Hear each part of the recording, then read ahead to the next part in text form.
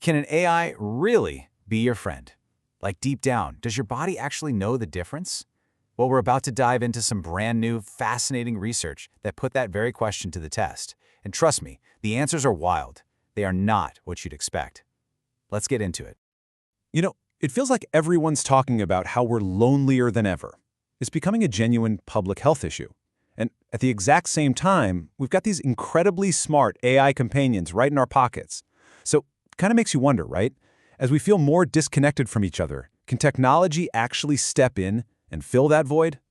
So, to get to the bottom of this, a team of scientists set up a really clever experiment. They had some people talk to a real person, using questions designed to build closeness.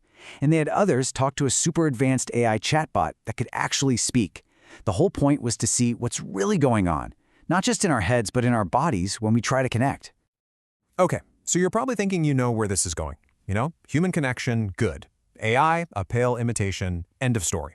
And hey, on the surface, you're not wrong. But, and this is a big but, when they looked at the biological data, what was actually happening inside people's bodies, the whole story just got way, way more interesting.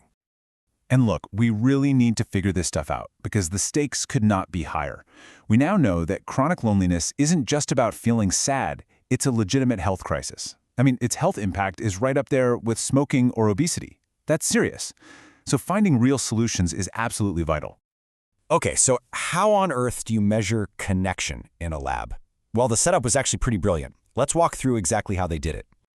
All right, so the key thing they were measuring is something called heart rate variability, or HRV for short. See, your heart doesn't just beat like a clock. Tick, tock, tick, tock. There are these tiny, healthy little fluctuations in time between each beat, and HRV is just a measure of that variation. The easiest way to think about it is like your body's internal chill meter. When you relax, your HRV is high. When you're stressed out or your body's working hard, your HRV goes down. So just remember, higher HRV equals more chill.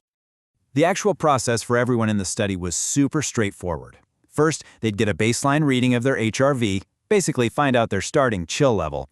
Then came the main event, a 20-minute conversation or activity.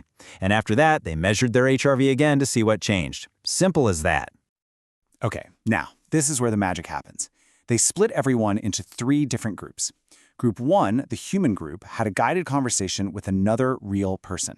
Group 2, the chatbot group, did pretty much the exact same thing, but they talked to a voice-based AI. And then there was the control group. They just read some neutral text out loud, all by themselves, just to control for the act of speaking. So all of this sets up the big central question. Common sense would tell you that a nice, positive chat should be relaxing, right? You'd feel safe, you'd feel connected. So that chill meter, your HRV, should go up. That's the logical prediction. But is that what actually happened? All right, time for the big reveal. Let's look at the results. First up, let's talk about the psychological side. How people actually felt. And honestly, this part went exactly like you'd think it would. And this chart shows it perfectly. The folks who talked to another human, they felt way less lonely afterwards, a huge drop. The chatbot group, they also felt a bit less lonely, but not nearly as much. And the control group who just read a book, no change at all. So, okay, makes sense. Humans are best. AI is, okay, pretty straightforward. Case closed, right? Ha! Not even close. Because when they looked at the physiological data, at that HRV chill meter, the entire story just turned completely upside down. Okay, get ready for this, because this chart shows the complete opposite of what anybody expected. The control group, the ones just reading, their HRV went up. They got more relaxed. Makes total sense. But the people who had a conversation with either a human or the AI, their HRV went down. That means their bodies weren't chilling out. They were firing up. They were becoming more alert, more activated. So what in the world is going on here? The researchers came up with this really cool term for it: social activation energy. The idea is that real connection, even when it feels amazing, isn't a passive, relaxing thing for your body. It actually takes work. Your nervous system has to put in energy to listen, to think, to feel empathy, to respond. It's like a good workout. It's beneficial, but it's still effort. But wait, there's more. The plot thickens. When the scientists dug into the data even further, they found another layer to this, and it has to do with people who are chronically lonely. So they divided the participants up, people who weren't very lonely and people who were chronically lonely. And wow, did they see a difference. The people who weren't lonely to begin with, they had that big physiological reaction we just saw. Their HRV dropped, they put in that social activation energy. But the people who were chronically lonely, it's like their bodies didn't even get the memo. There was barely any reaction at all. The response was blunted. The researchers have a name for this too. They call it a physiological thick skin.